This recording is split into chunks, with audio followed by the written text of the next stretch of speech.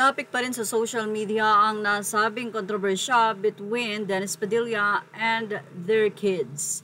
Well, ilang mga netizen ang nagsasabi matapos ang naging paliwanag at side ni Marjorie na sana nga daw ay pagkakataon ni Dennis na isipin naman niya ang chance na kanyang maprotektahan ang mga anak. Nag-viral din sa social media ang dating post ni Leon na anak ni Dennis Padilla kung saan sinasabi nito ba't parang gustong-gusto daw ni Dennis Padilla na nababash nila at bakit parang ang social media ang paraan nito para sila ay pagpiyastahan ng mga tao. Di ba dapat daw ang unang pumuprotekta sa kanila ay siya na kanilang ama. Samantala sa isang video ngayon na kumakalat sa social media at pinag-uusapan kung saan ipinakita nga ni Dennis Padilla ang nasabing video ay pagpapakita ng kanyang mga regalo para kay Claudia at kay Basti matapos siyang i-invite noong March 18 ang kanilang lunch ng kanyang mga anak.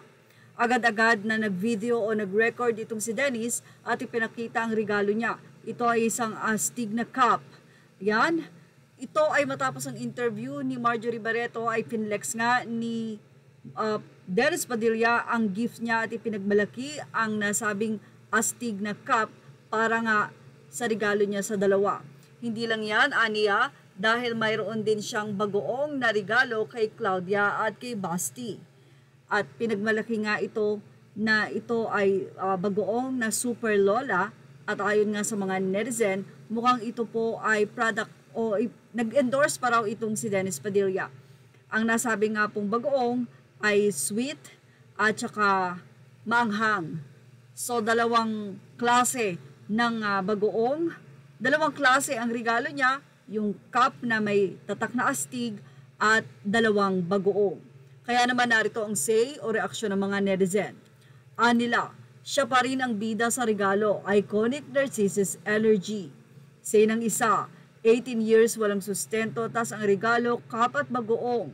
Naku po naman, hindi ka nalang mahiya kasi ng isa. Sa sarili mo, kasal ng anak mo, regalo mo, bagoong. Say naman ng isa, 100% narcissist, you have the effort to buy your clothes for yourself in Uniqlo, but you didn't have the effort to buy a gift for your daughter's wedding. Tapos expected mo you will receive a good treatment? Well, pagtatanggol naman ng isang netizen, for me, ayos lang yan. Hindi naman ang bagay o regalo ang important. It is the thought that counts.